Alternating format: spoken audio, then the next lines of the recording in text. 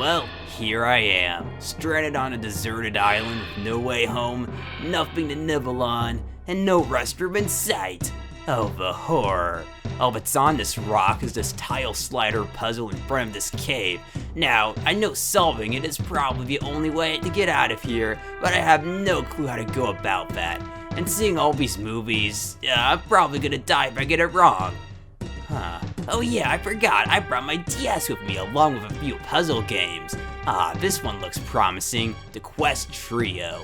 Well, let's try it out. As the name implies, it's actually 3 games in one, of the main attraction being Jewel Quest Expeditions. It actually has a story with a cast of characters. The main character's wife left him for another man and started working on a ship to get his mind off of her. I've been there too, man. Well, actually, I might not have gotten, I've never had anyone leave me, but my last date turned out to be a wanted criminal who tried to kill me and my friends before, so I can definitely relate. This mode is your basic tile sliding puzzle game, pretty decent overall for the most part.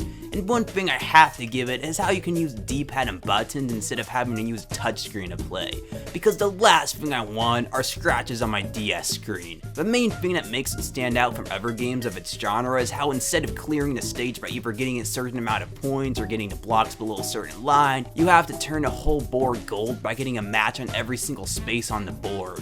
It's not a bad concept by any means, but there's one fundamental flaw that ruins the whole experience: corners. It's difficult to match up corners since you have so little room to get the tiles you want there. Sometimes it's also completely up to chance too, since you can only move a tile if it'll match up with another one. So this basically means that, let's say you want to move a red tile anywhere, you can't do that. You can only move a red tile somewhere if it's going to match up with another red tile and clear it. So basically this means is your corners are basically completely luck based if you can get something down there almost. I don't know about the rest of you, when I play something like Tetris, all I want to do is match up as much as possible, get as many points as I can. But here there's no purpose in matching up tiles if they're in a gold portion of the board unless you're trying to get a certain color block down into a corner. That's pretty much what most of the levels are, just trying to get the corners cleared. That is not very fun in my opinion. Thankfully, if you line up 3 gold tokens, you can press L and then select any space on the board to clear without having to line anything up, which is sweet, although it's not very common. By the second world, things get way too hard way too fast. There's a lot more spaces on the board, there's more tile variations, and worst of all are these rocks that need to have a very specific color lined up to break it. And then you have to line up another match to clear that space. But again, you can't move blocks unless they're gonna line up and create a match, bringing it down to just luck if you're somehow able to get the rightly colored blocks you need to break the rock.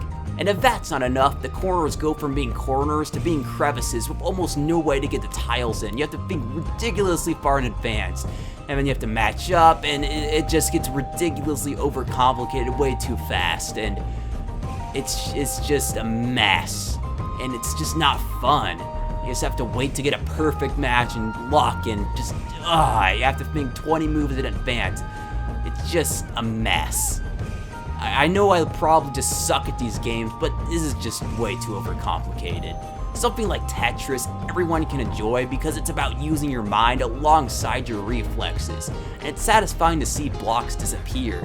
But here, you're spending 95% of your time trying to clear like 5% of the tiles. It's just not fun. The earlier levels are fun though, I will admit, so I can't complain that much. So Jewel Quest Expeditions is flawed, but not exactly terrible. The second mode, Jewel Quest Solitaire, is Solitaire with a slight twist.